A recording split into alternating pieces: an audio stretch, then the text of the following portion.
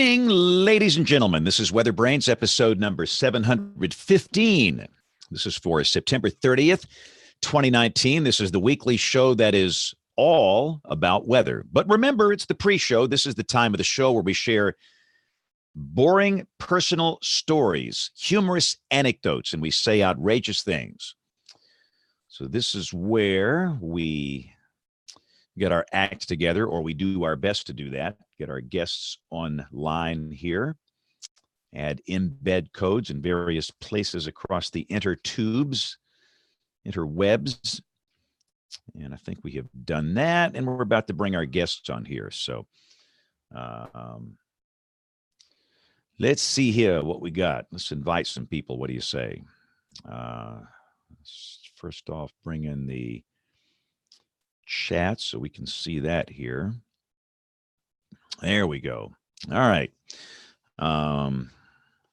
Yeah, a little later than starting, but we don't need to start so early anymore. This platform has been so easy for us to use here. So now I'm going to bring on our regulars. I know we got some out tonight. Dr. John says he is out,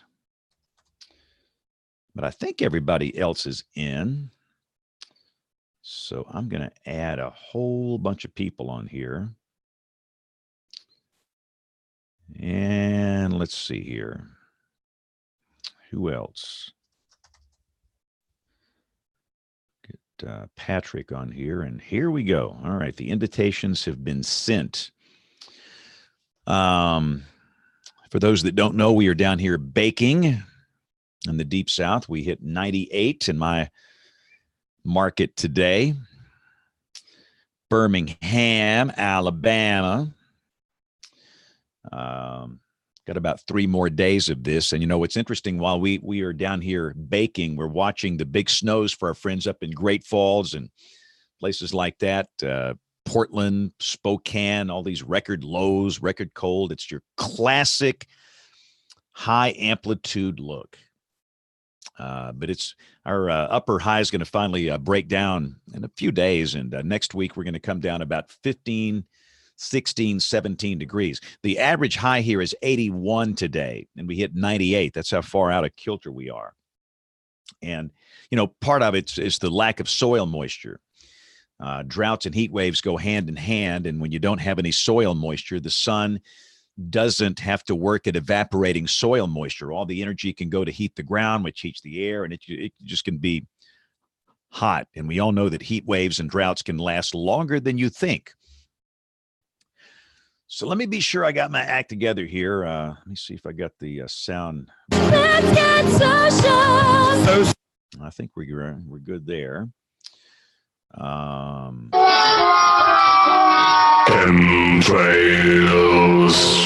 right. And if nobody else shows up, I'll just sit here and go in a rant for 90 minutes. What do you say? I could rant about a lot of things here. Here's Kev. Hello. With a look of being perplexed. Are you perplexed? No, that's just my usual. Well, yes, I'm always perplexed now. Yeah, I stay perplexed. Yes, exactly. Is this the right mic? Yeah, you are good. So, try to see. Is Patrick our only guest tonight? I need to pull up my notes here. I thought I saw some tsunami guests. Is that still on the docket or not? I thought it was just Patrick. Okay. Well, maybe it's just him. That'll be fun. I could be wrong. I don't know if I'd trust my judgment. The original note in the Google Calendar says we have a tsunami expert. But I think it is just Patrick, so we can have fun with him. And you know what? I need to play with these audio settings because we had the issue where the recorded segments are too loud. Yeah, it's really stabbing the... Is that too loud? That was loud in my ear, but you say something now. All right. Hello, mic check. 1, 2. So this is me talking, and here comes the social media. Let's get social. Seems a little louder. Not a whole lot. That was definitely too loud, but maybe it has to run a little longer or something. I don't know. But yeah, it was definitely shutting down the compressor. So I am using a program called Loopback, which is my magical audio patch program here. So what I can do maybe is bring the level down a smidgen.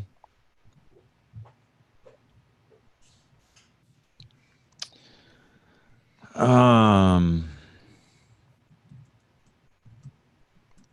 I don't know if I can do that though, because the soundboard and my audio, they're coming on the same loopback channel. So I don't think loopback is going to have anything to do with it. On the subject, while you're doing that, on the subject of technical issues, I am stuck in the studio because for about 3 months now, at 6:30, the Wi-Fi stops working in this building. It works all day, and then at 6:30, it stops, and Everything stops. Nobody wants to fix it. So they don't want you watching cat videos. I mean, well, but I have a hardwired connection finally. That's why I've been able to be on the last couple of weeks because I can plug in here in the office. But they're doing that Fox show at 9 o'clock, so I'll be here. I'm not doing the Fox show, but I'll be here. But probably won't be able to talk much. Kim, how was Chicago? Man, it was good. It was really good. Mm-hmm. Yeah. Yeah. I got to go to a workshop of people who are hospital administrators and emergency room physicians and nurses and staff, all people who do trauma related work in the Chicago area. And they invited me in because they usually have a meteorologist who comes to, they have an annual certification sort of training workshop that they do. Right. It's about 600 or 700 people. So it's pretty big, but they wanted to mix it up this year. And they were really interested in learning a little bit about tornado survivability and, some of just the behavioral science side of epidemiology, basically, or sort of the science of how people get injured or avoid being injured. So yeah, it was actually great. I got to meet 2 women who had worked with my mother when I was a baby. Yeah. Wow. It's crazy. Yeah, they'd worked at the same medical center outside of Chicago that she did. So pretty crazy. And wasn't there an insurance thing too that you told me about? Yeah. Yeah, gosh, I've been on a tour the last 2 weeks of conferences and stuff. There was it was an investment conference. So investment, that's right. Yeah. A group called Cambridge Associates. They have a sort of mission. One of the things that they try to do is help their investors to invest in things that are good causes. And so they wanted to have somebody come in and talk about just some of, I guess, just what's going on in our behavioral science meets weather resilience and climate change world. So that was a neat conference too. Yeah, very, very interesting people. And I like seeing the different ways. I could never have imagined, my science being relevant to those folks, but they have seen some of my work and they brought me in and they had ideas. It was a good lesson for me, and don't limit yourself because you just never know how someone else might take a piece of wisdom and apply it. Yep. That thing I was pushing when we were talking in your office, and that thing I was pushing you toward, I'm going to harass you on that more because you have to do that. Unsurprised. Are you transitioning from being the accelerant to being the pusher? I'm a pusher. Yeah, that's right. This is good. Now we now have harassment on WeatherBrains. So. Troy is now the accelerant. I think I've always been the accelerant. Yeah. So I sent Patrick with his NOAA email and an invite. He was tweeting about it, so he knows. That's true. I mean, he might have some super duper secret email that I don't have. I pulled up his. There he comes. Look who appears. Speak of the devil. Hey, speak of the devil. And he appears. The devil man. Out of nowhere, and he's gone. How he left. Yeah, There you go, ran. James. He saw this group and he ran. It's like a cockroach. You turned on the light, he saw things, and then he ran away. I'm trying to get it to go through. Patrick.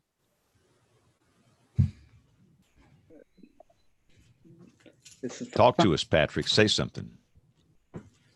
Hey. More. Can you guys not hear me? Yeah, we do. We do now. You sound good now. Tiny bit soft, but it's. Well, it's because it's going through. For whatever reason, everything else on my iPad is going through my headset, but Zoom refuses to go through the headset. Oh, good. That's useful. Well, you have an IQ of 300. You can figure this out. And while you're doing that, let me welcome our television audience. It is now 30 minutes after the hour. It's Monday night. You know what this is. You know what this is. This is WeatherBrains. We're going to start the show in a matter of mementos here. All right, Patrick, are you good? Do we need to delay for a moment? Or Oh, I heard a pop. I was going to say I still can't get it, but as long as you guys can hear me, I'll go. Under the usual tradition of the show, if his IQ is 300, he'll figure it out in a week and a half. Exactly. Yeah. Oh my. All right, so let's get this sucker going here. We're going to record channel 1 and channel 2, and here we go in 5, 4, 3, 2, 1. This is WeatherBrains episode number 715. The weekly show that's all about weather. 715 episodes. Have we been doing this too long, Kevin? Are we near the end of our run? I said that on episode 3, so. Wow, there's a title. Yeah, that is a good show title. So no, we are here on September 30th, 2019. This is we are now into the fall season. And for a lot of us, it doesn't exactly feel like fall. Troy is having a belly laugh over there. Yeah. How hot is it, even Troy? have fall, Troy? Just got up to 99 today at Camp Mabry. It'll be those records go back to the 1890s, and this will be by 3 degrees at least the warmest September at Camp Mabry. That's an old-time Austin climate site by at least 3 degrees above any previous September in recorded history. We for us in my market here in Birmingham, this is the second warmest September on record. We did not beat 1925. That was the year we had 112 at a couple of sites on the 5th of September that year. But we are at number 2, a solid number 2 here. Kevin, how bad is it in Wichita Falls? We only did 90 today, but the dew point, I think at one point was 73, which is kind of nasty. So we're hopeful. Yeah. We've got some cooler air on Thursday, and then a real shot at mid 70s by next Monday. Send it on down here, Kevin. A little further south. South. I will get out and push once it comes through. Thank you. So let's work our way north. Look who's back on the show. Kim, you've been gone for a few weeks. It is an honor to have you back. I'm so glad to be back. Yeah, this has been my, I had just had 2 weeks pretty much of solid travel, which is exhausting. I lost track of where I was after a while. So I'm really glad to be back with you all. I mean, but Kim's like in these famous shots. I'm seeing all this stuff on Twitter and all kinds of stuff where she's traveling all around the country. She's in famous places and doing famous things. So that's terrifying. United Nations. I mean, come on. She's like kind of a big deal here. Yeah. Did you ever call out? Go ahead.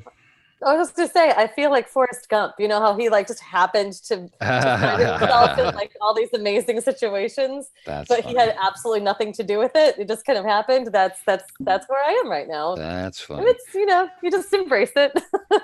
It's pretty fun. There's a comedian that does a great bit about being on the road like you were, because you said you kind of forget where you are. And he's pretending that he's in a rock and roll band and the crowd is going and pumping and things are good. And the guy gets up and he says, "Hey, thank you, Cleveland. I mean, Cincinnati." And the whole room just dies. Aubrey, tell us something good. Is it cool in Harrisonburg? Oh, it's sticky. It's humid. You guys sent your dew points my way. My dew point right now is 68. That is atrocious for here. That's probably rare for there. Yeah. It's, yeah, do you see this big hair? It's all frizzy. It's can't handle the humidity. So we're waiting for fall to arrive finally by the end of the week, by Friday, but it's going to be hot. Those record-breaking heat temperatures. Yeah, our weather records go back to 1884 for one of the co-op stations. We have the longest, most continuous records from the co-op in the state. I think we're like number 3 in the country for the longest. And our record is 1884 on Wednesday. So wow, all the way back when. All right. Well, we're gonna break this ridge down. So it's gonna start with Kev, and you're gonna just I'll do that. Undo the barbed wire fence and let that cool air flow so we can feel it. I definitely like it. Hey, so I have breaking news. Hang on here. Stand by because we got. We interrupt this program for a CBS Radio Net Alert Bulletin. Well, since Kim is here, it's the first time Kim and I have been on the program together in a long time, but Kim has made a horrible, horrible mistake. And I'm going to explain what it is, unless she wants to explain what it is. Take it. I'm joking, obviously, but I'm really blessed to be able to be doing some work up at OU. And there are 2 assignments. The first one is that I'm getting the opportunity to mentor and coach some of the broadcast students there. The university has stepped up and said, yeah, we need some coaching for the broadcast students, and they are asking for it, and we're going to step up. And so by knowing some people there, I'm able to go up on Friday mornings and spend a couple of hours with the students individually and coaching them and getting their reels together and stuff like that. And I'm getting more out of it than they are. They're just so nice and so receptive, and it just makes me feel good. But as part of that, and this is where Kim comes in, Kim and I have known each other for a long time, and for years now, she comes on this program and drops all these pearls of wisdom on us from societal impact research, and I get to hear it, and I get to ask her questions and things, and for a year or two, I keep saying, well, when does everybody else get to hear this? And Kim finally said, yeah, we should start distributing this. And so I think the easiest way to say what's going on is that we're now working, and hopefully it will launch in a couple of weeks, but we're working on a way to distribute Kim's work, her colleagues' work, societal impact research work as it relates to television broadcasters in a fashion that is helpful to us, usable for us, easy for us to ingest. And again, I hope that's going to start in the next couple of weeks. But I'm deeply appreciative to Kim because she's the one that's making that happen. But I think all of us are always really intrigued when we hear societal impact research and what it's doing, and we all want to know more. And this isn't just going to be a one-way street; it'll be a two-way street. We'll put out pieces of information, hopefully in smaller, digestible pieces. And then let people ingest them and comment on them and continue a conversation that way. So looking forward to that, and deep thanks to Kim, even though she made a horrible mistake. Well, I'm really excited. I thank you for saying that I have very much to do with it at all. It really was that Kevin just, he has, as everyone in our listening audience is completely aware, when he has something he's passionate about, he finds a way to make it happen and brings it to the fore. And this is something that he invested his time to really try to brainstorm with me. How can we do something like this? So everything that goes forward from this point on, if it fails, it's totally my fault as a manager. And if it succeeds, it's absolutely his fault as the brains and enthusiasm behind everything. So that's I'm just putting that out there right now. It'll be all to his credit if we really get what we want to see happening. It's going to be great. Well, very excited to have you on board, Kevin. Thank you very much. I appreciate it. It's an inspiration to work with Kim and her colleagues. It's an inspiration to go up to the National Weather Center once a week and be in that facility and on that campus. And thanks to the broadcast department there, the Gaylord journalism folks, because they're helping with their OU Nightly program. And it's a real honor for me. But the minute I go in that building, I just go, I am so far and away the dumbest person in this building. So thanks to all of them for letting me come in. So Kim, what can we say about Dr. Patrick Marsh? Kim, one word, describe this man. Oh, the accolades. I didn't prepare your bio. No, just one. Tell us some secrets. One word. Tell us some secrets. One word. Kim. Yeah, or secrets. Yeah, that'll work. We were grad students together, so Patrick and I know things. But all that comes to mind right now is he looks suspiciously around. It's nothing. I can't think of anything. I don't know. Patrick, what would you? Just remember, we were grad students together. Payback is Exactly. I'm having some sort of systematic amnesia here.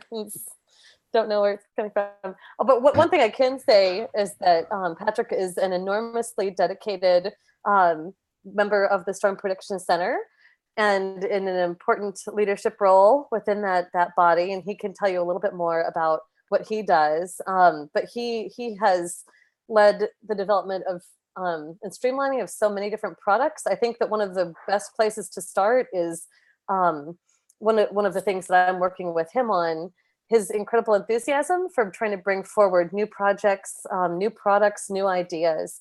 And as part of the facets paradigm that we've talked about on this show before, he's trying to improve the way that Storm Prediction Center puts out information about the storm likelihood, storm timing, and he's really thinking in very creative ways that it's really leading the way for all of us to think about the entire spectrum of things the Weather Service can provide. So we're really delighted to have you on the show, Patrick. Thank you so much for joining us tonight. Yeah, it's my pleasure to be here. One of the joys about being a manager is you get to take credit for other people's work. And so a lot of the things that you just said, I get to be the face of, and I get to explain to other people, but I really shouldn't be taking the credit. There's a lot of dedicated individuals that work at the Storm Prediction Center who I'm very thankful that they do, because they're the ones actually pushing the SPC forward. I just get to come on shows like this and tell everybody about it. So Patrick, you were the WC, and what are you now, the Grand Poopah? What's your official title out there? No, I'm not the Grand Poopah. I'm now the chief of the science support branch. So my boss is the director of the Storm Prediction Center, and I oversee all of the people that basically make the trains run at the Storm Prediction Center. The developing new products and services, new techniques for forecasting, oversee some research, and then also on the IT side, making sure that the data comes in and that our websites stay up and running. So I don't personally do all that, but I get to work with the people and oversee the people who do that. All right, go Kev. We have to get Kev's questions in early because he has to leave and do a 9 o'clock news here. I'm gonna have to disappear a little bit. Patrick, thanks for coming on. Last week, or was it the week before, I listened in on a webinar called SPC Future Plans and Challenges in Pursuit of a Weather-Ready Nation. And I know we're going to get into all the cool things coming up, but before we do that, I wanted to look backwards a little bit based on a question that was asked in there and is relevant to broadcasters. It came up, and we didn't have a chance to get into it in depth, but it came up about the naming conventions for the SPC outlooks. And the answer that I felt like I heard was these names, there's been a lot of confusion expressed in the broadcast community. And what I heard was these names we're kind of stuck with them. Is that fair? That's no, I don't want to say that that's not it's not really fair. We're stuck with them in the short term, mainly because there's an enormous cost to switching to a new set of names. And the Storm Prediction Center is 100% on board with coming up with new names. And in fact, when we went to the 5 tiers, we actually did a bunch of other things to lay the groundwork to make that transition smoother by adding numbers and adding consistent colors across all of our outlooks. Right. So the idea was we could pivot away from the names in the future. Now the challenge is finding a set of names that everybody agrees upon. Right. And nobody has successfully come up with a universal set of 5 categories that everybody can agree upon. And so I've been in conversations with Kim has been involved in some of these conversations. Laura Myers from Susan, I think, and Susan, both in University of Alabama and Tuscaloosa, have been in some of these conversations. And the idea is at some point in the future to try to get together and actually start to tackle what should these words be, Mm-hmm. and come up with a consistent naming convention. And then the idea is we only want to absorb the pain of making that transition one more time. Right. So once we can all come on, once we as a community can tend to coalesce around a set of words that best describes the outlooks, then we are willing and totally on board with making the change. But the idea is we don't want to make that change multiple times. Right. No, that makes perfect sense. So in that regards, yes, we are stuck with the words we have now, but we are totally open to changing in the future. That's really fascinating. The plan makes total sense. You probably can never get to 100% agreement. So when you get to 80%, are you going to pull the trigger, or how is that going to work in the background, I guess? That's a really good question. Don't know yet. Because we haven't, I was say we haven't gotten there. Yeah. So part of the history behind it is when the Storm Prediction Center first started issuing these outlooks, they were for internal government use only, and it was a big internal government use only logo stamped on all of the images that were created. And with the internet, it started leaking out, and so it started becoming more and more widespread, and more people were looking at it. So we kind of have dropped for the government use only. A lot of emergency managers had been using it and were basically keying off the moderate risk. The moderate risk actually activated a whole host of emergency management actions throughout the society, throughout the various emergency management communities. And so when we went to the 5 tiers, we essentially were asked by the emergency management community, do not touch moderate and high. Don't change the words, don't change their underlying meaning. And so that's why we were constrained to working at the bottom of the probabilistic space, because all of our categorical outlooks are actually generated and derived from probabilities. Right. And so the idea was just get rid of the C text and actually put a numerical value there and get people to focus on and delineate what we mean. So that became the marginal risk. Contrary to some opinions and views out on the internet, the C text marginal risk has always been there. It was the 2% tornado, 5% wind, and 5% hail probabilistic lines.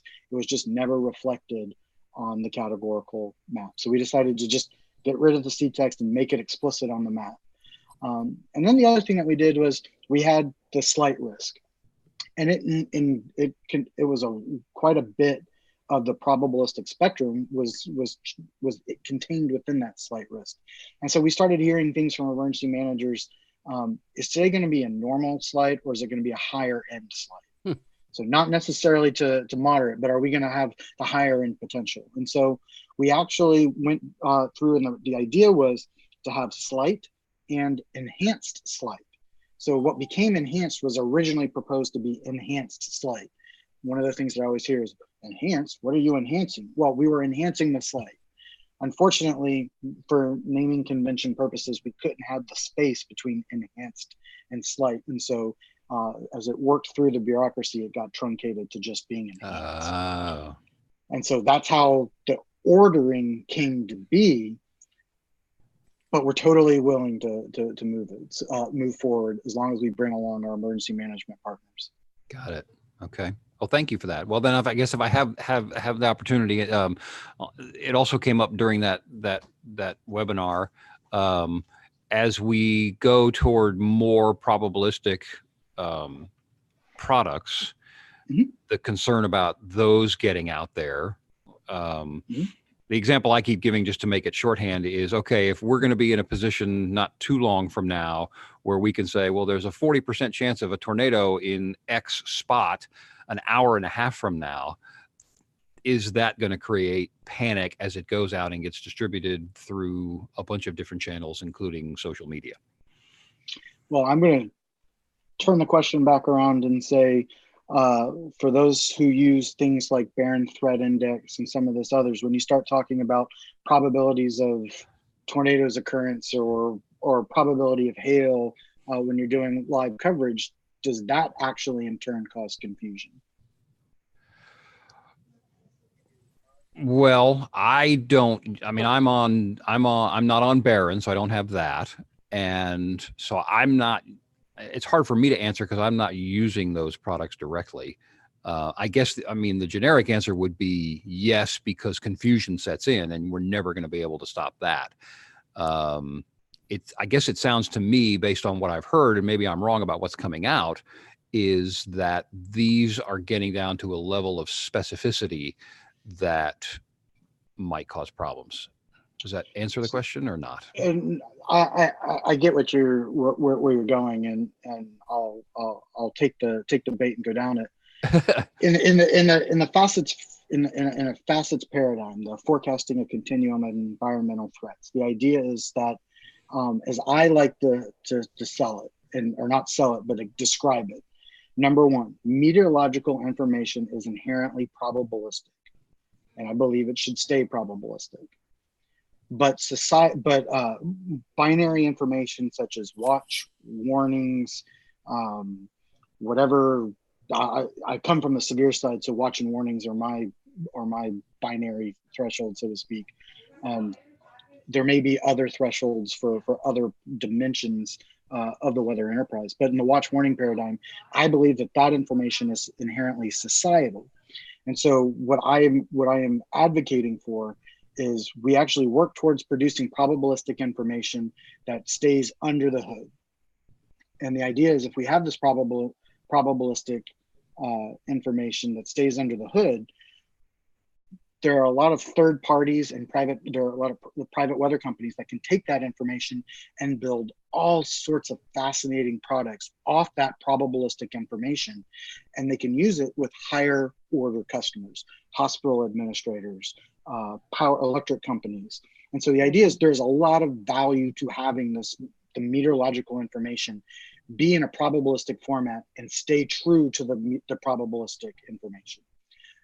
Now, can we can't prevent that from leaking out and being out there in the public. But I would also say that this is where the second piece is. The watch warning process also has to evolve. And we have to realize that what a tornado watch or a tornado warning inherently is, it's a societal message that says, take action. It's a call to arms. And so we should work and embrace our social science partners on how to best tailor that message so that we can have basically the probabilities that sit under and the societal watch warning that sits on top of the probabilities, and hopes that we can actually begin to try to mitigate some of this confusion. Now, do I advocate sending straight out to the public saying you're in a 40% probability of a tornado in an hour and a half? Not necessarily. Can we stop it from getting out? No. But this is where we work with our social science partners on how best to play in this middle space. But I firmly believe that there's a lot of really cool stuff that the private weather enterprise can develop if we actually move to embracing the true probabilistic information under the hood within the weather enterprise. Do you think part of the evolution will include at least moving toward a more continuous data feed or information that's sort of anecdotally sometimes referred to as the space in between the watch and the warning issuance?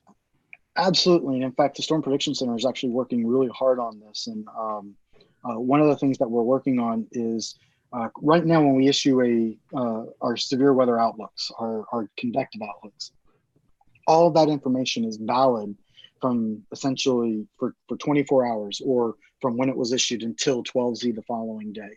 There's no temporal information inherent in that static image.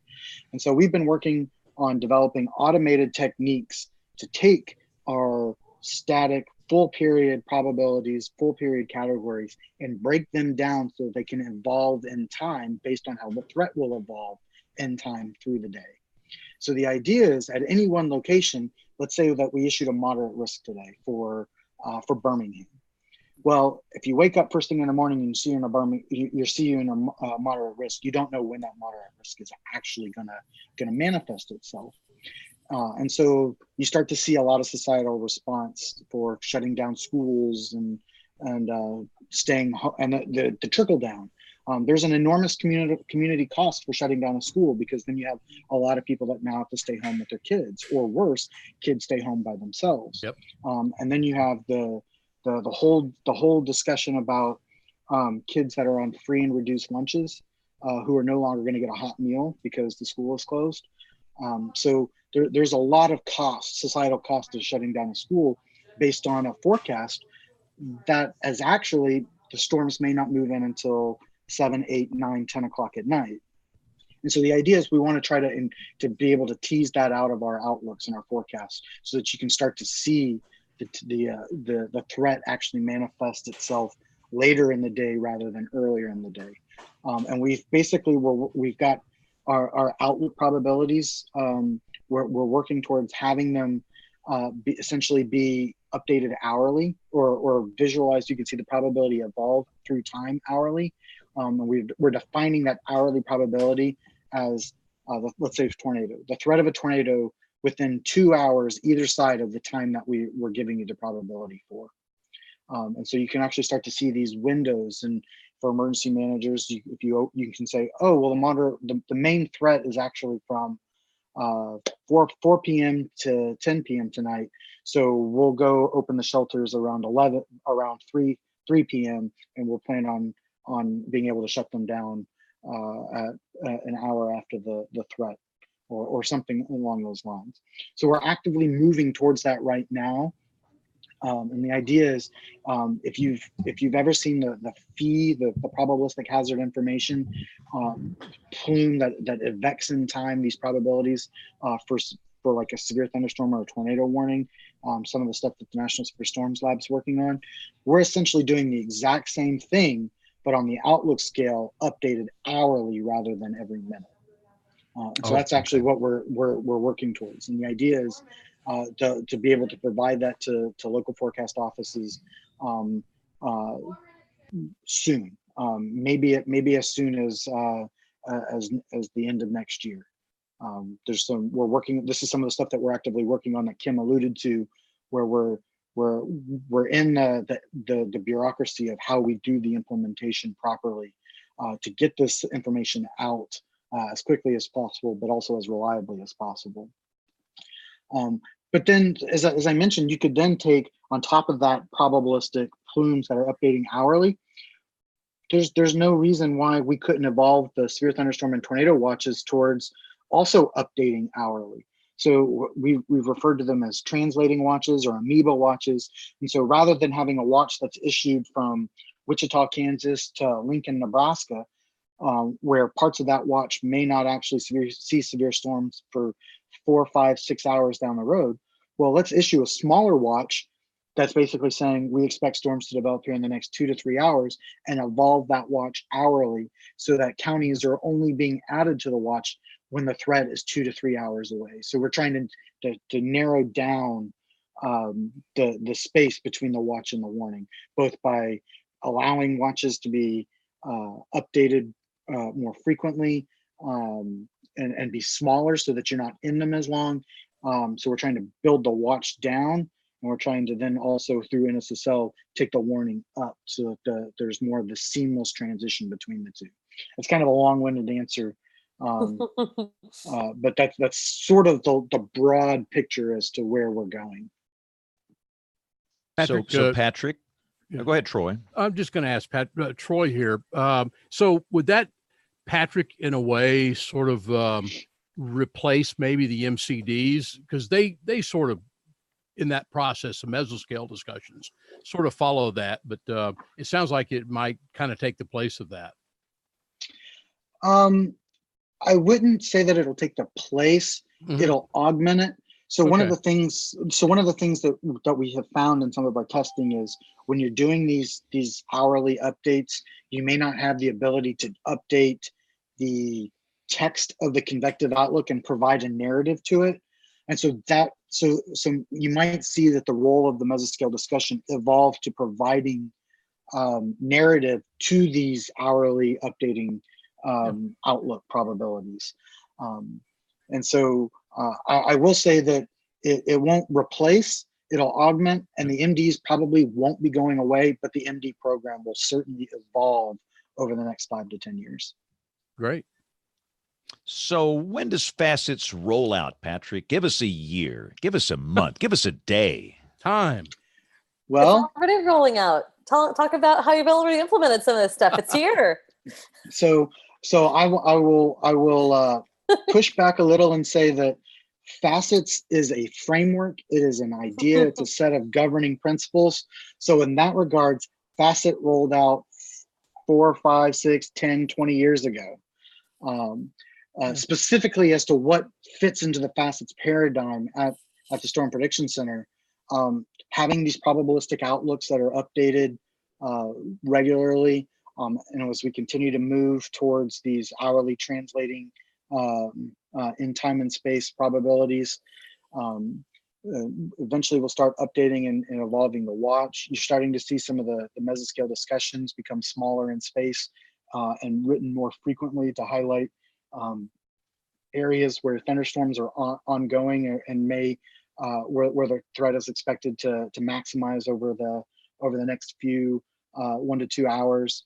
So at least from a Storm Prediction Center point of view, we believe that we are the tip of the spear in terms of implementing the vision and the ideals that Facets embodies.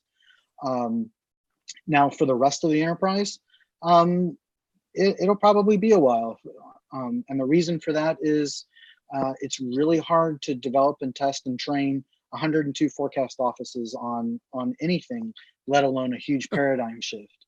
We're really fortunate that at the Storm Prediction Center, we're one center. We're 22 forecasters. So we have a smaller culture and group that we have to work with, so we can move a little bit faster than at the warning and the local level. But I truly believe that, I mean, you're also starting to see it in the tropical paradigm. The earliest time of arrival graphics are essentially derived from probabilities of tropical storms force winds that are updating essentially hourly. So you're starting to see bits and pieces of it. I think personally that you're going to see it from the national centers first, because as I mentioned, we're one unit, it's easier to implement. But I think over the next 5 years, you'll start to see more and more of this embrace really start to come out. Patrick, are the watches themselves? I'm amazed how strategically you're able to drill. The watches from SPC are smaller now than, I don't know if there are any stats or anything to that effect, but as James and all of us have talked about, how the surgical nature by which SPC can do this, to me, is just amazing, and hats off to y'all. But I just that observation. Well, thank you. An interesting story to illustrate that. On March 1st, 2007, this is the Enterprise Alabama tornado day. We knew where the threat was. It was I believe I think it eventually became a high risk. We issued a PDS tornado watch early in the day. Jack Hales did, and it was large enough, encompassed so many counties that it actually brought some of our systems to a complete crawl every time it had to update, because it was crunching through so many counties. Over the last 12 years, we've not really run into that problem. Our watches are much smaller, much more targeted. That also has some of its challenges. You may see more watches issued on a given day than you would have in the past, but that's because we're trying to say, here's where the threat is now, and then here's where the threat will be later. We have high confidence in this timing information, and so if we don't have to put the Oklahoma City Metro into the first watch of the day because we know that it's going to stay west out along the dry line, then that's what we want to do. So we are trying to become much more targeted with the precision of our watches. Hey, Patrick, tell me about the relationship with the various National Weather Service offices. Every office has a little different culture. The SPC has a little different culture. Tell me about the ways you're trying to improve that communication, the relationship between the field offices. Absolutely. So one of the things that we've been trying to do is we're trying to develop and share more and more of our tools with the field. We're all on the same team. We're all doing our best. We all have the same goal in mind, and we don't necessarily always come to the same conclusion. And so anytime that you have some of those differences, there are some, there's some natural tension there. But one of the things that we've actually embarked on a campaign the last few years to make sure that our field offices that work with us know, look, if you've got a concern, or you have questions about the evolution of the Outlook or a watch, feel free to pick up the phone and contact us and talk about it. If the Storm Prediction Center wants to be the best, and we believe that we are the best at what we do, and I'll speak more about that in just a minute. If we really believe that, then we shouldn't be afraid of being asked tough questions. And so we encourage being asked these tough questions. But from our point of view, because all of our outlooks in our watches too have underlying probabilities that we try to keep true to the meteorology, we ask that when we have some of these discussions, that we try to focus on the meteorology. If there's a meteorological disagreement, then we want to have those discussions. But if it's something to do with if we don't want the metro in or out. One of the things that we've kind of done lately is we're trying to let the forecast offices know that, say, hey, small differences like this, where you might want to put the entire Oklahoma City metro in or out of a categorical risk, or the Birmingham metro in or out of a categorical risk. That's totally fine by us. We don't see that consistency in message necessarily means the exact same lines being shared. So we're trying to empower local offices to make the minor tweaks that they may need to help them with their local messaging, while at the same time staying true to the underlying meteorological probabilities. But I'd be remiss if there wasn't a natural. I'd be remiss if I didn't at least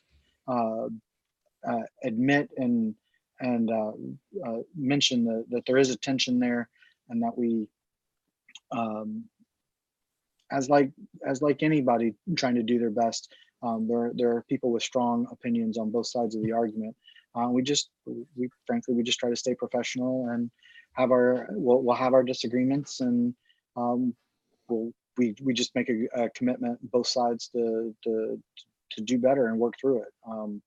There's no easy answer. Everybody's trying to do the best, and everybody wants to put forth the best product. So I don't think that natural tension is ever going to go away. I'd like to see you guys do some mud wrestling where there's some disagreement. I mean, that would be like awesome. You know what? We're going to have a national warning coordination meteorologist conference soon.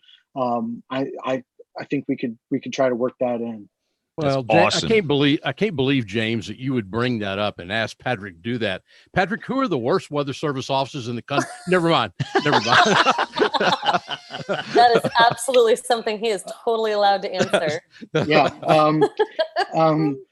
I'd probably have to say the worst office would be NWS Podunk, because I can't find where they are. I don't know where they are. They never respond. They never call into the watch conferences calls. They just kind of go rogue. So who runs this? Patrick I think everybody. I thought he's fixing to give away something. Everybody on this show probably knows who runs that Podunk account, but me. Who runs this thing? I mean, who runs NWS Podunk? I have been accused multiple times of running it, and I will admit. I think it is Patrick. In the past, I have run many fake accounts. I had a fake GFS account. I had. Wait. What did the fake GFS account do? What was your sort of angle as fake GFS? This was before I joined the Weather Service, and basically bemoaned the fact that it was not the Euro. So that's what that account did. But realistically, probably the worst fake account that I did was I created a fake Dr. Carr Twitter account when he became AMS president, and it kind of took off. Everybody kind of believed it was really him. And when Dr. Shepard started tweeting at that account, I decided it was time to delete that account. So I've had my run-in with the fake accounts. I do not run the NWS Podunk account, and for the life of me, I do not know who it is. All the people that I thought could possibly be have sworn to me that they're not behind it. So I'm in the dark. So we're not going to find out who the MIC in Podunk is tonight, right? I mean, that's not going to be. If depending on how this interview goes, I may be become the MIC.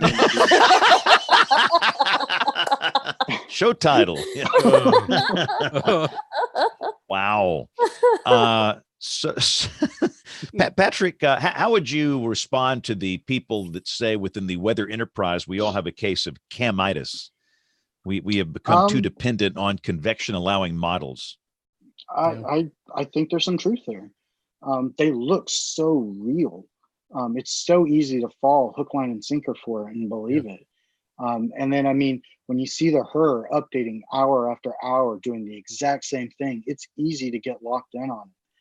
And so, I mean, Storm Prediction Center forecasters, myself included, we're not immune to it. There are times where we will get locked in, and we may become over reliant upon it. So that's something that we kind of have to check ourselves and make sure that our schooling and education comes into play, and make sure that what we're seeing with the camitis actually jives with reality. It's one of those, cams are right often enough that it's easy to believe them, and they're wrong just enough to keep us honest. Well, they'll walk you off a cliff, Patrick. If you're not careful, they'll grab a hold of your hand and walk you off the cliff. So, and I don't even think they need to grab our hands. I think we'll just walk off with them. Yeah. Yep. But they're so sexy. They look good. They're sexy, man. I mean, they look good. I mean, when you get one of these convective feedback bands and you get an 8-inch snowfall on your house, I'm sitting there going, it's one of those, for the love of all things holy, HRRR, please be right. It's one of those, you start praying to the HRRR gods, saying, come true. I want that snow. When in the heart of hearts, I'm like, meteorologically, it's not going to happen. Let it go. So intermediate product for people that live in mobile homes between a watch and a warning. Any thoughts on that? Again, the MCD products have been stunning of late, just stunning. Yeah, amazing. And I guess maybe that's what we've got now, but what are your thoughts on something?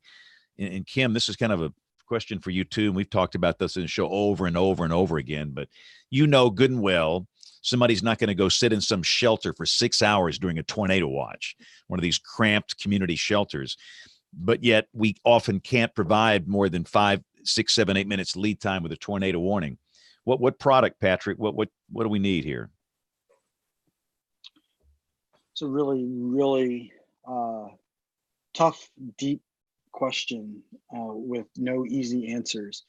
I know from the Storm Prediction Center point of view, we hope that our temporally disaggregated convective outlooks will help, so that people can plan and see that the threat is not all day. You don't have to spend all day in a shelter. You can see that the threat will be peaking between such and such hours, so that you can maybe, if we minimize the amount of time that people realize they're at risk, they're more likely to take action because they have more information about when the threat will become realized to them personally. But other than that, it's one of those, it's something that we're really going to have to work with, because with our social science partners on, because it sits at the interface of the watch and the warning. When people in mobile or manufactured homes really need to take action, it's going to be a concerted effort between the Storm Prediction Center and the local WFOs. We will have to come together and discuss what we're going to do, who's going to own that space, so to speak, and what kind of products can we fit into meeting that need. I know that Storm Prediction Center, as I mentioned, we're working on some of the stuff that we think will help. Do I think it'll be a panacea and solve everything? Absolutely not. So this is where the Kim Klokos, the Jack Friedmans, Uh-oh. We lose him? He's No. frozen in mid-word. But well, Kim, I'll let you chime in on your thoughts. And again, we've talked about this, but just, here's my dilemma. When do I go on television and say, if you live in a mobile home, now is the time to go to a shelter? When do I do that? That's my challenge. That is a big challenge, and that's a really practical concern. I think some of the things that Patrick is talking about that SPC can provide will be really great gap fillers. Welcome back, Patrick. Hey, Patrick. We did a good job stalling in your absence. I have no idea when it went out, but apparently somebody didn't like my answer. And he's gone. So I think one of the things that I can just imagine happening is either it's something that the Storm Prediction Center creates or the local WFOs, but something on the time scale of about 1 to 3 hours ahead of storm impacts. So that can mean a number of things depending on the convective situation, but 1 to 3 hours before storm impacts, we would have maybe not even just the probability. So, to Kevin's earlier question, it might not be to give people the precision of exactly what the probabilistic value is in an area that might experience tornadoes in that time window. But you could just imagine, look at a map, have a little area that's circled, with just maybe with a little bit of red, and it's just the area where we say, hey, this is the area within the watch where we're seeing locally enhanced likelihood of storm impacts, of storms,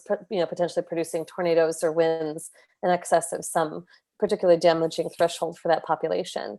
And that would be the time then that they should take action. And it would be a very simple trigger. I don't think that they need, probabilities that evolve every 2 minutes in that time window to help them. And in some cases, I'm almost concerned that if we give too much information that's updating too quickly, people will lose sense of when they should actually take action.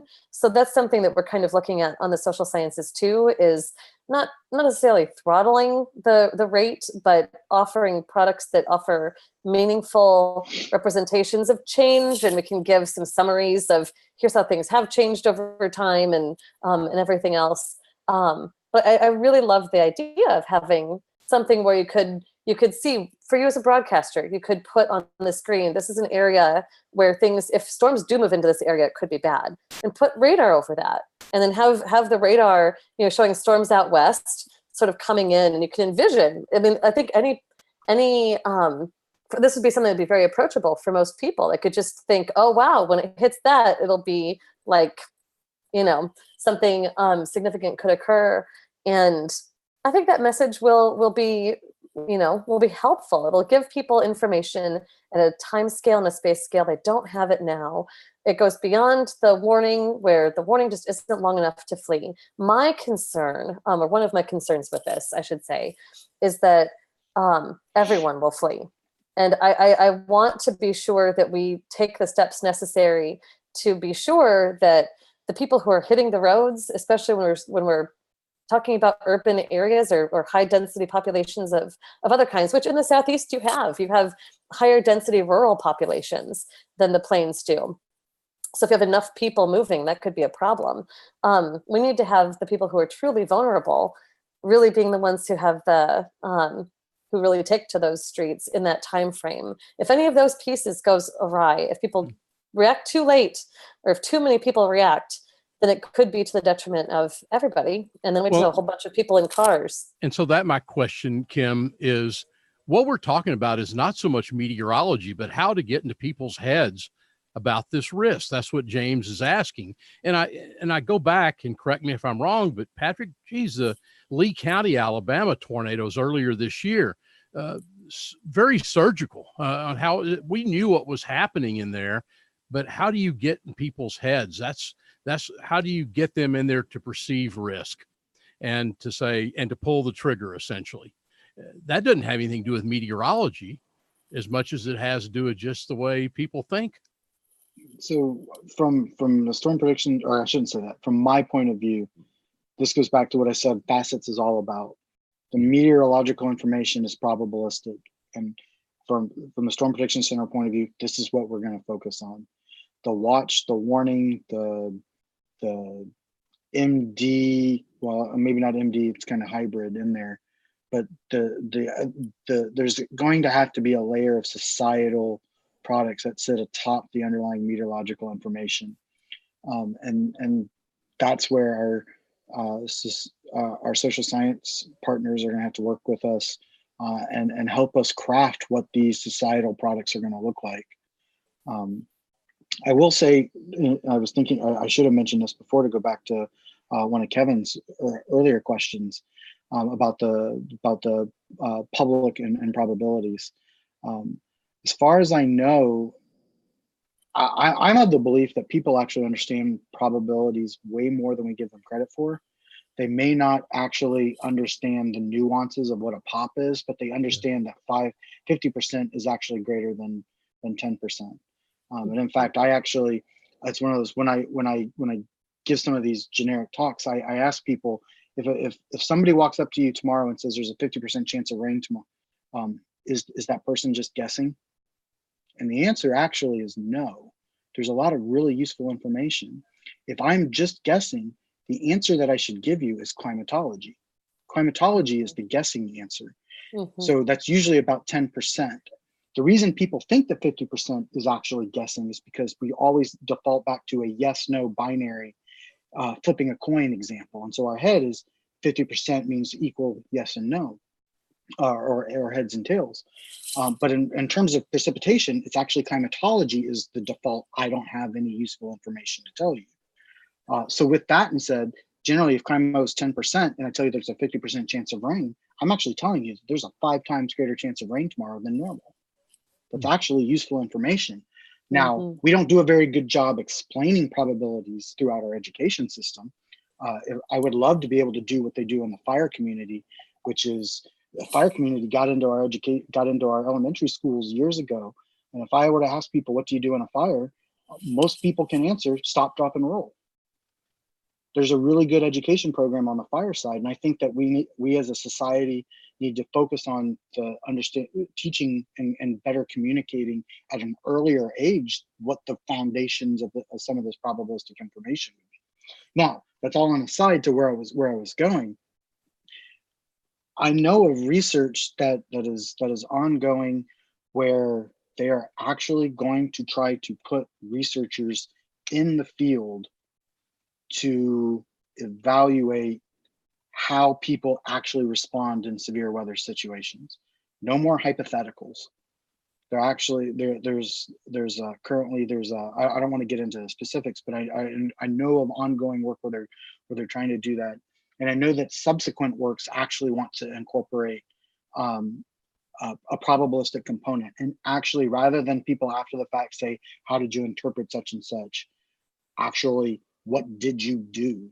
And I think that's the kind of studies that we need to do as a weather enterprise to be able to actually be able to put hard data to the question of how we address and tailor our next generation of societal products, so that we can actually begin to tailor messages and understand the end user and the layperson's response to it, rather than asking people after the fact. All right, Patrick, let's talk about the May, be sure to get the right date, May 20th, 2019, high risk bust. I didn't say that. Some people allege this was a bust. I will not dive into that. What say you? Tell me about that day. I have called it the May 20th perceived bust. Okay. And the reason I say it's a perceived bust is because I hear the complaints, and everybody was expecting a high-end severe weather event, and everybody was expecting tornadoes, and there were actually quite a few tornadoes that day. But SBC has become known for our high risks. That when a high risk is issued, there's a memorable event. That when a high risk comes out, that there is at least one tornado that everybody is going to point back to and think that's the tornado that people are going to talk about 10, 20, 30 years ago from now. The high risk in Southern Georgia in January 20th or 21st of 2017.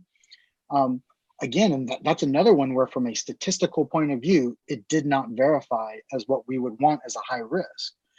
But there was the 75-mile long EF3 that just missed, I believe it was Adairsville or one of the big cities down there. And so there was a memorable tornado on that. And so the idea is people are conditioned to thinking of these high risks as having this big tornado. Now, we didn't have that on May 20th. We didn't have that big, memorable, devastating tornado. And I'm very thankful for that because it could have been in my house. But I will say there were a lot of tornadoes. Now, diving into some of the meteorology, I was working that day, and I spent a lot of time thinking about the meteorology of that. And on May 21st, I was just like, what on earth did we miss? What on earth I was sitting here. I may not have been as gung-ho as some of the others, but I was like, today's going to be bad. I woke a 1-year-old up at 6 a.m. to drive it to work. And my kids spent over 12 hours at work because I was so terrified of what could happen. There was so much high-end potential on that day. So when I say this, this isn't me being, oh, look how smart I am.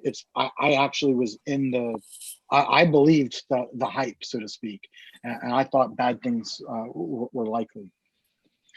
Now, in looking the day after looking at it, one of the things that I noticed was there was this outflow boundary that was draped across northern Oklahoma, and what eventually happened later in the day on May 20th is that outflow boundary surged southward. And it basically choked off the really pristine air mass that was expected to be in place that would have supported the high-end tornadoes. So I started looking at it. I took the special sounding from Norman, I believe it was, maybe it was the 0Z sounding from Norman on May 21st, and I compared it to the 18Z sounding from Birmingham on April 27th. They're identical. For all intents and purposes, wow. Those two soundings are identical. And so we will never know just how close we were to realizing a high-end major disaster of a tornado outbreak in Oklahoma. But I started thinking about the comparisons between May 20th and April 27th. On April 27th, there was an outflow boundary draped to the north of the sounding site. But on April 27th, that outflow boundary actually ended up aiding and augmenting the intensity of some of the tornadoes, whereas on May 20th, it actually precluded because the outflow boundary surged south.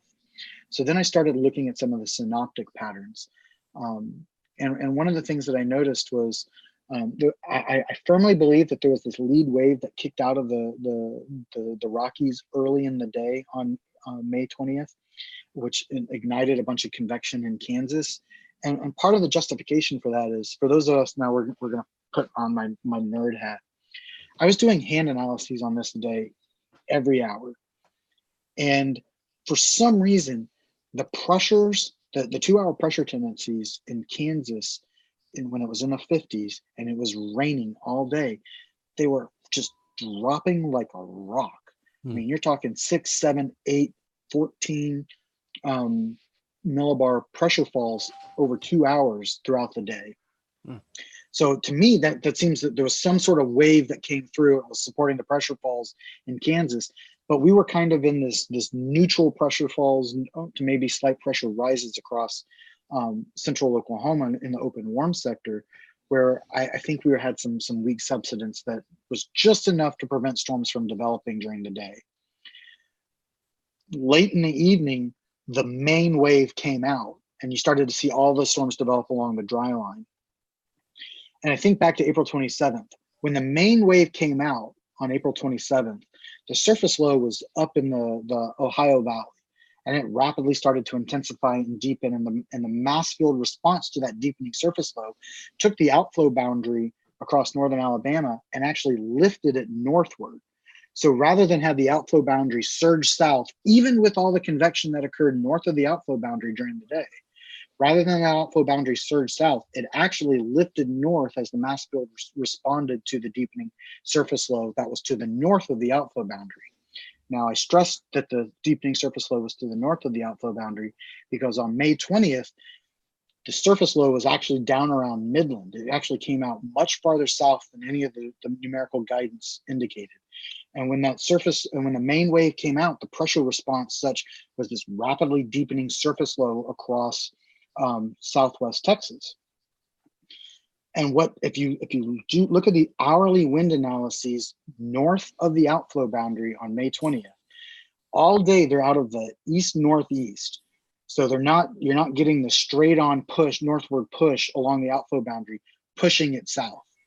About 4 o'clock, when the surface low starts to deepen across southwest Texas, all of the winds to the north of the outflow boundary almost instantaneously turn from east-northeast to due north and start to ramp up as a salibaric response to the pressure falls to the south. And so you get the strong northerly component with increasing wind speeds. It just surged the outflow boundary south.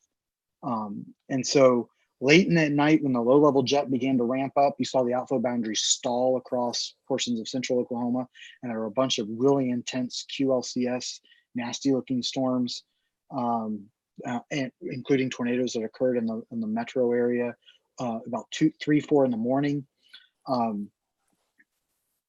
And part of that was because the outflow boundary eventually did restall, but the outflow boundary never really lifted north like it did on April 27th. So in my mind, that's the big synoptic meteorological differences between the two.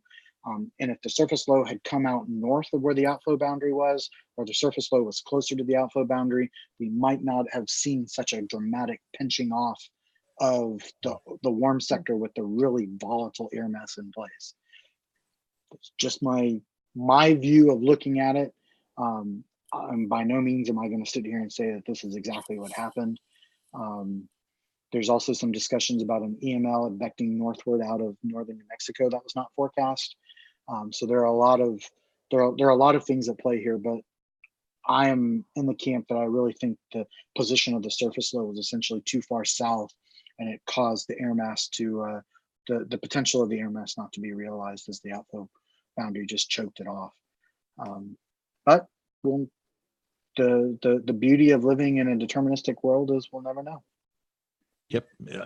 Interesting case study. Aubrey, can you do email in just a second? Let's see if Aubrey is able to speak. Yeah, so I haven't even looked at the email. Let me ask Patrick one more, then we'll do email. So Patrick, everybody has this vision of what it's like when you guys are about to do that 1630Z, convective update, and you're deciding, am I going to go moderate or high risk here? We have this vision of you guys, you sitting around there with a bunch of potato chips and Pabst Blue Ribbon, some table, and, hey man, let's kick it up a notch here.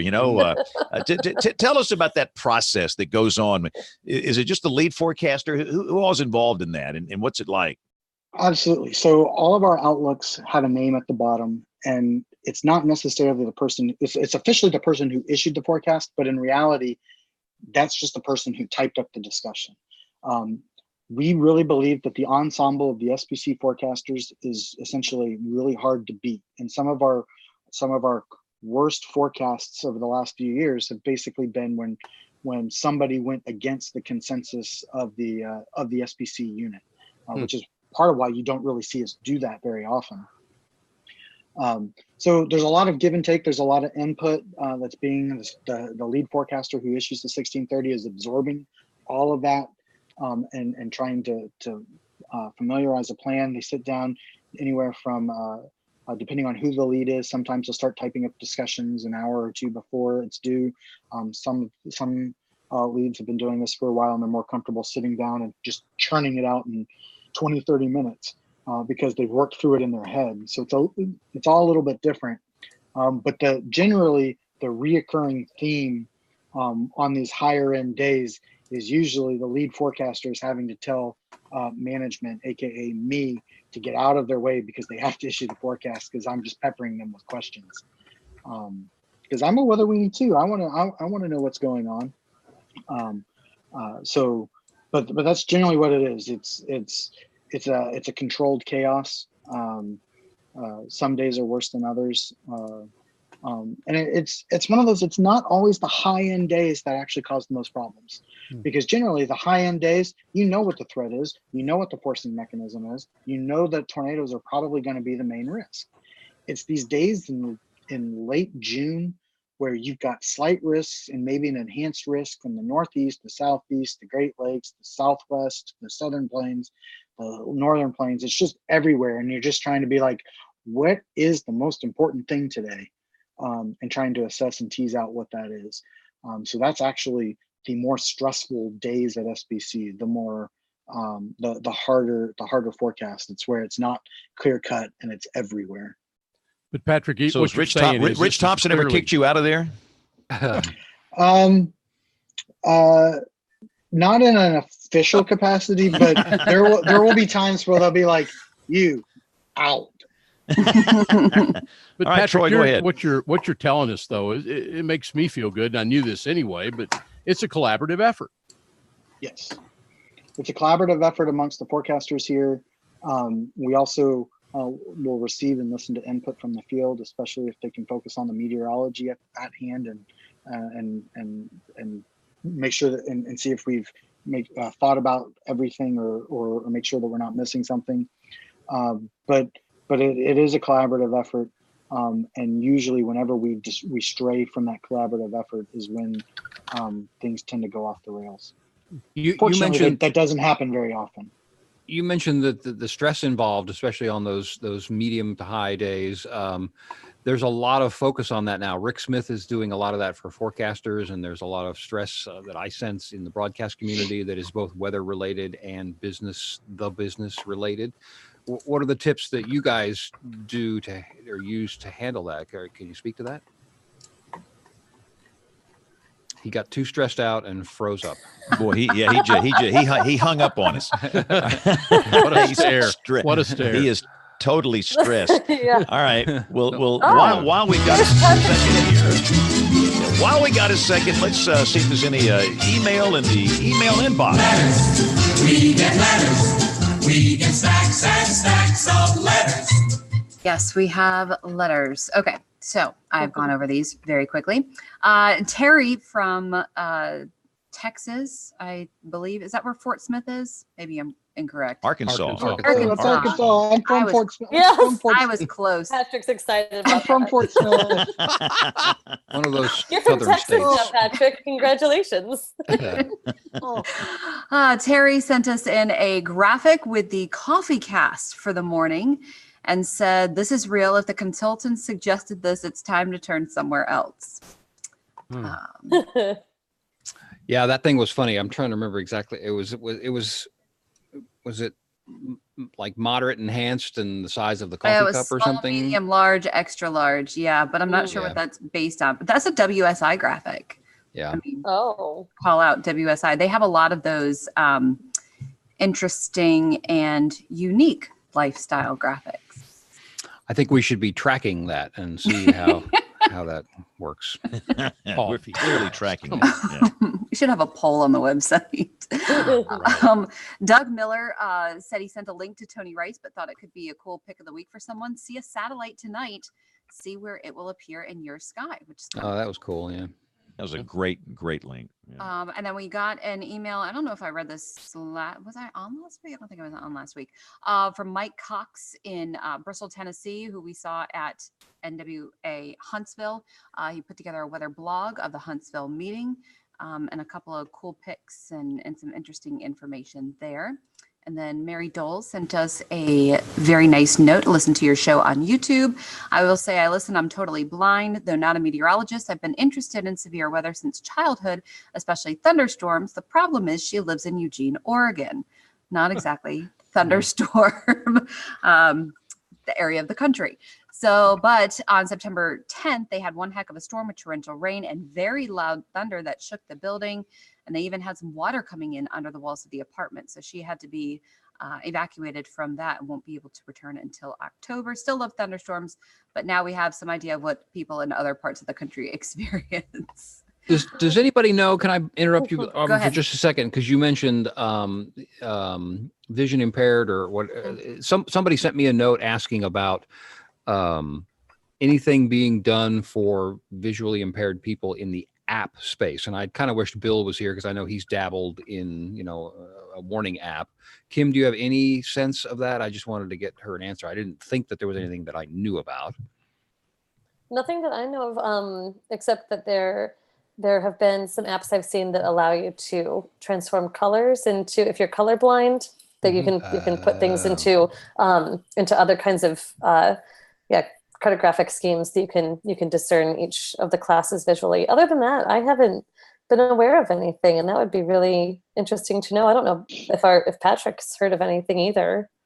I know of some things for the for people who are deaf and hard of hearing. There's been a whole lot more activity going on and some research to try to develop, at least do some research that could lead to product development and message development for that camp. But it'd be interesting to know if there was more for visually impaired. I'm not aware of anything. Okay, thanks. I'm sorry, Aubrey. That's okay. I was actually done. And on a serious note, I may have to temporarily disable my duties as email officer until after this Dancing with the Stars thing is over in November, because this is literally the first time I'm getting to read these emails, and I am very behind on many things. They have to pass that on for about 2 months. So how's it going? Do we have any video we can show here, Aubrey? I don't have video, but I have a photo. Come on, you got something. Come on. I do have. All right, how do I? So wait. If I understand this right, you're still on. This is a competition that proceeds like Dancing with the Stars. Yes. Look at there. That is my partner, Adriel. And we are doing the cha-cha. So we are 90% done with our choreography. I had practice today before I came into work. I do practice again on Wednesday and I think again on Friday, so we can finish up our choreography. Yes, there are lifts. I don't know how he's lifting me up, but he's going to be. So we're practicing that. But the big dance is in November. So I am in second place right now as far as my fundraising is concerned. I don't know how to stop sharing this. This is fantastic. We've got to get some video.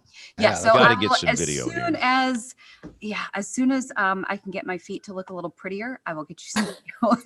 Okay, so Aubrey, on a previous show, you and I both discussed there was this great high schooler, right, who was selling weather jewelry. Have you been wearing any of the weather jewelry? Yes, I have my thunderstorm earrings in right now.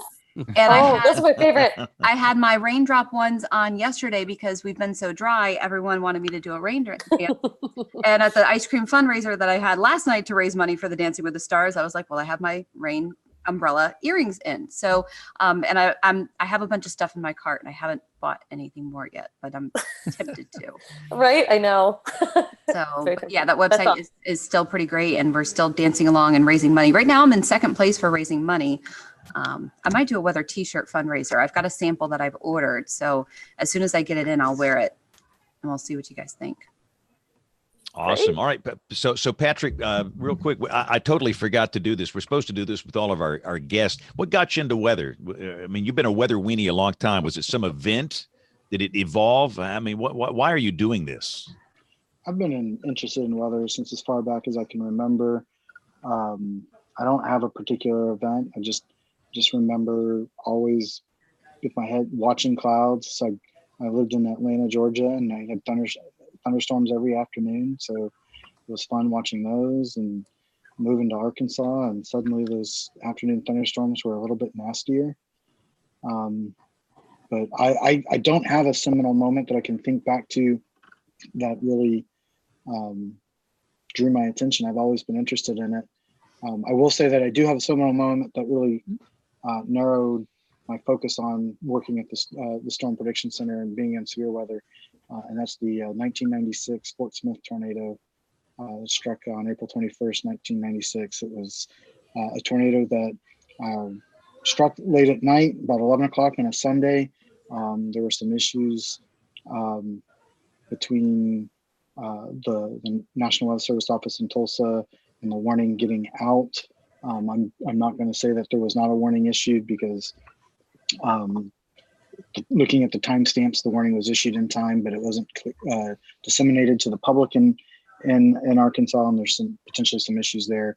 But one of the things is the tornado. The first thing it did is it took out power to the police station, which is sounding the sirens, and so the sirens never sounded in Portsmouth. And many people woke up Sunday morning and had no idea that a tornado had gone through the town, and there were 2 fatalities of really young children.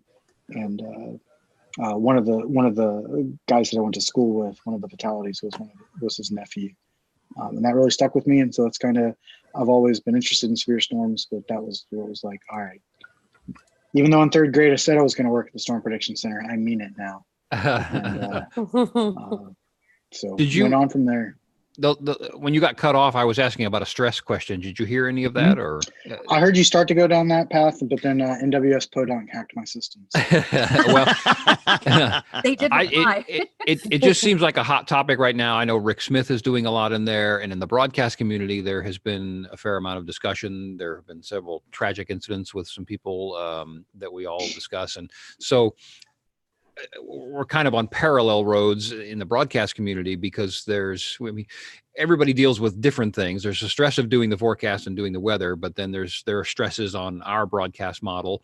You guys have to deal with stresses of government shutdowns and things like that. But you're right at the beginning of a severe weather stressful situation. Do you guys have tips, tricks? Any comments on that are I think welcome in the community right now?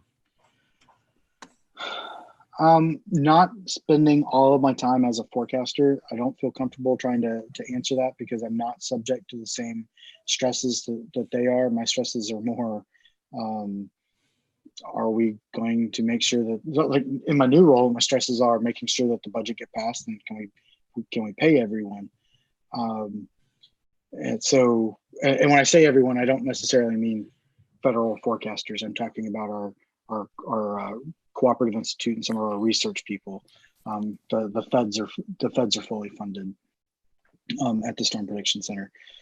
So I worry about things like that. I don't really, and I kind of get dropped in onto a severe weather event. So I don't really have a time for that stress to kind of build up in me. But I know that we make time for people if they need to. We have the Weather Service, and NOAA has the Employee Assistance Program that everybody's aware that they can make use of. But we focus on our job, and in some regards, because we do this every day, and severe weather continues on at least somewhere. I don't want to say we become numb to it, because that's not what happens, but it's one of those, once the season really starts going, it's not until the end of the season that we really stop and take a breath and realize what we really went through. And admittedly, now that I'm starting to think on the fly, we joke, but basically when you get to August, it's tensions can be tight. People are more likely to snap at one another or misrepresent what they hear, and it's probably because we're in the grind day to day, and there's very few times where we can come up for air once the season gets going. Maybe that's something that we should focus more on, especially with the initiative that's coming out. It's one of those, I don't think we ever stopped to really think about it. At least I haven't. I shouldn't speak for anyone else. I haven't stopped to think about it. And so I'm actually processing it as we go through right here, which is always dangerous. But at least that's kind of where I'm thinking. And I was just typing a note here for Troy or Kim, if one of y'all could finish the show, because I am the lead on the late news over here. But we got to do picks of the week. This is where we go around the table, this well-polished digital mahogany table, and we share something weather related. This can be a website, hardware, software, weather instruments, anything remotely related to weather. And my pick of the week is a little article about weather radar showing dragonflies, which to me, the biological targets are always interesting. So, and again, all the links will be up on weatherbrains.com. So Troy, I'll pitch to you, and you or Kim can take this thing from here. Y'all drive the ship. Have a good one, James. Good evening. Hi. My pick of the week, and I actually planned ahead, but partly courtesy of Frank Billingsley over at KPRC2 over in Houston. He tweeted out here in the last 24 hours ago about a lightning site. And I've never seen this before. It's not a National Weather Service site, it doesn't appear, but we've got it. And it's interesting. You can go back and pick out time segments and look at lightning. And given that that's more of a proprietary thing and owned in the private sector, that's a little tough to get a hold of sometimes. So got that web link, and it'll be available for you. It's cool. Great. I went there when you sent it out. It's really neat. Mm-hmm. Yep. Who's next? You're hosting. You're in charge. You're hosting. You take no, I think Kim has to host. I don't think I'm being any good at this hosting thing. But Aubrey, now that you've said that, you have to try. Okay. Right? Yes. But Aubrey's got to run and get on TV here in a few minutes herself. So the pick of the week, Aubrey. I do, and I thought I'd come up with something cool, but mine is not as cool. I was running a little late. So actually, it's a different site than I've seen, but it's the foliage from the Great Smoky Mountains, but they do one for the whole U.S. and they kind of break it down by county, it looks like. So kind of cool. And it looks like they'll give you the current and then the forecast. I don't know if it's based on actual weather conditions, or I'm assuming it's probably based on kind of the climatological average. I don't know what I was trying to say there. But the average for the fall foliage. But we're actually starting to see the color already turn across our West Virginia highlands and a little bit up on Skyline Drive. So the rain today was much needed, so we don't lose the leaves before they all turn. But should be pretty nice in West Virginia, I think, this year. That's a nice simple display though too. I would recommend that, maybe it's a little leaves are maybe not as technical. I don't know. They're not as technical as weather, but sometimes some of the weather sites can get a little, overdone or heavy, and this one's not. So I think it'd be easy for us to actually kind of draw some of our maps that we use on air. I think it just kind of seems like a really good tool for that. Yeah. And just letting you know, Aubrey, the trees are actually changing down here because they're all dead because of the drought. So just telling you that, letting you know. Okay, Kim, what do you got? Pick of the week. I'm going to need the horn. I failed, and this is where no one has the horn if James is gone, do they? No, we're horn free. Oh, we're horn free. Thank goodness. We would never use the horn on you anyway. So that is so sweet. And I have James has definitely used the horn on me before. Yeah. That's another good show title. But yeah, no, actually I've been I didn't even know where I was at points last week. I unfortunately did not prepare a really excellent pick of the week. But I will say I've been very, in the interest of just sharing something that's edifying food for thought. I think that now that things have cooled off a little bit on our favorite hurricane forecast snafu of a couple weeks ago, I think that, in reflection, there are some interesting things for our community to learn from that event. It wasn't just one notable person who was confused, but he actually served as a means to become aware of several other organizations that had been confused before he was. And I think, to me, it demonstrates that we have some work to do. And the facets paradigm that Patrick was really talking about, to make sure that, something as benign as a 5% chance of a 39-mile-an-hour wind, which, that would cause impacts to almost nothing, even if it was to materialize, but 5% chance is especially low. To be sure that it's rendered in a way that doesn't make people as concerned as that same probability for, say, hurricane force winds, or more extreme hurricane force winds. All of those are rendered exactly the same way across the hurricane suite right now. And so I think that I won't necessarily share a pick, but just a thought that I've been really interested in trying to bring our community to a productive conversation in the wake of all of that. I think there are things that we can learn and continue to just grow and evolve and do better. Very nice. Yeah, and I go to Patrick, and I think it's, as we say in South Austin, I think it's ironical that, that I go to Patrick and ask for picks of the week, because I've got to tell you, the talented people at SPC, and probably about 2 months ago, I think Patrick was ready to kill me, but they had created a nice graphic with all the outlooks together. which was a graphic that I think primarily, Patrick, y'all were using on social media, that and everything, and all the way back to stuff that y'all are doing as far as surface analysis, stuff that's available to us. Do you have a pick of the week, Patrick Marsh? Is there something magical that is still behind the curtain at this point? Oh, there's a lot of stuff that's still behind the curtain that I need to. It is now my responsibility to work with the appropriate people to begin to formulate a plan on how we're going to transition some of this from behind the curtain to being out in front of the curtain. Right. But for a pick of the week, I suspect I'm going to go with the NWS Podunk Twitter account, because I have a feeling that they're going to come after me pretty good. So I'm kind of waiting. I'm kind of waiting for that. It's a good answer, though, Patrick. Good answer. So anyone else have any closing thoughts here as I attempt to close this program? This is going to be embarrassing. I know it's going to be embarrassing. But any other thoughts tonight? By the way, thank you, Patrick, for joining us. Thanks. And taking the time to be with us tonight. What a huge task, both you and Kim, because you have to figure out the science and then you have to figure out the behaviors around it. And that's ridiculous because people are messy. And so it's just taking up the challenge is really an amazing thing. This is the beauty of my new job, is I don't have to do any of that. I got people to do it. You're just assigning. I see. I just have to make sure they have the resources to do it. You're just delegating. Okay. Well, then never mind. But you're right. And sometimes you wish that it was just the meteorology. You've got to be able to communicate to people like James was talking about, and somehow get them to understand the risk and to be able to react to the risk and to take action.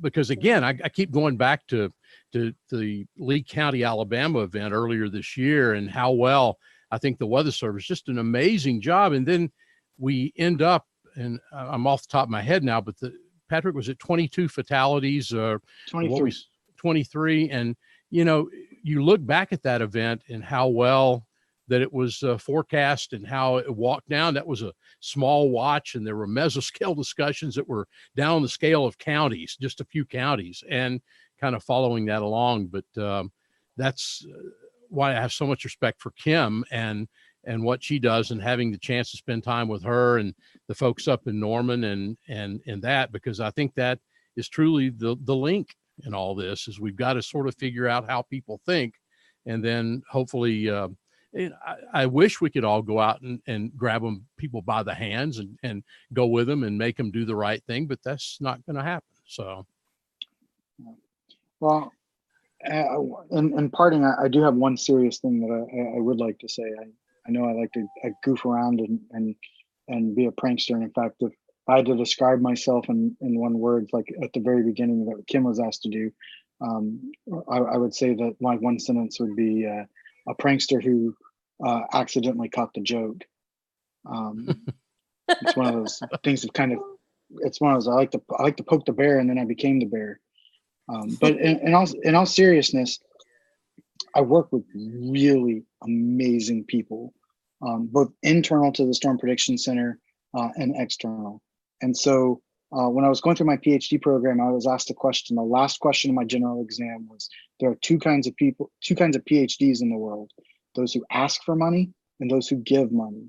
The implication of that question being, there are those who are going to go out and do the research, and there are those who are going to go out there and enable others to do the research. I'm fortunate enough that I work with such incredibly talented people, again, internal and external to the Storm Prediction Center, that I made a decision a while ago that I'm going to take the path of spending my talents enabling them to do and unleashing their potential, because they're just incredibly smart, incredibly talented people.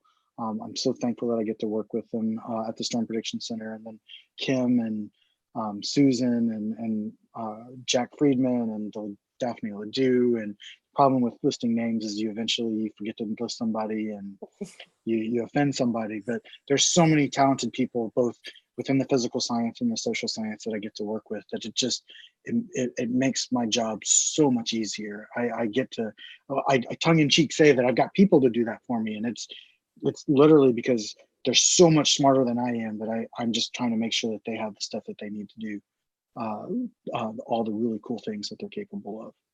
And you got to give and Kevin points this out at the top of the show tonight, that you walk into the building or the complex there in Norman, you feel it. I'm going to tell you, you feel it. I got to spend a week up there with Kim and the team a couple of years ago, and with Kevin Clazel, and just a really amazing time, and it's amazing work being done in that building. So again, Patrick, thank you for joining us tonight. My pleasure. Go ahead. I'll come back as much as time allows, and hopefully it won't be. I think 2017 was the last time I was on. So no problem. Now we have that on tape, Patrick, so we will come and look you up. Folks, thank you for joining us for WeatherBrains on this Monday evening. It's a weekly podcast for all things weather. We're on Monday evenings, about 8:30 Central Time, about 9:30 Eastern Time. You can see all the information at weatherbrains.com. Thanks to our guest, Patrick Marsh, and all of our usual panelists tonight. We all behaved, and I don't think the lawyers have been called, so I would call it a success. Join us next Monday night. Everyone, have a good week. That was a wonderful close, Troy. Thank you very much for helping to host us through the end. No problem. And Patrick, thank you. Good to see you. Good to talk to you. It's my pleasure. And if anybody's ever out, let us know. We'll be happy to host you for some time at the Storm Prediction Center. Thank you. Good night, everybody. Night, everybody.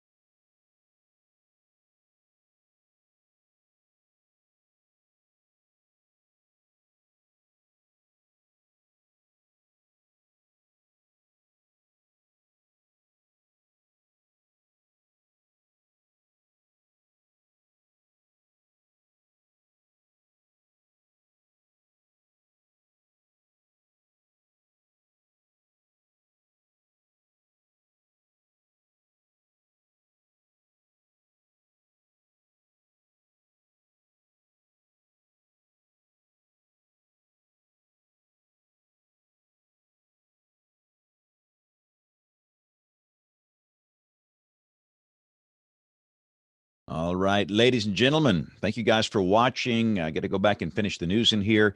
Great having Patrick on the show. We'll see y'all next Monday night. Y'all have a great weekend. God bless. Bye.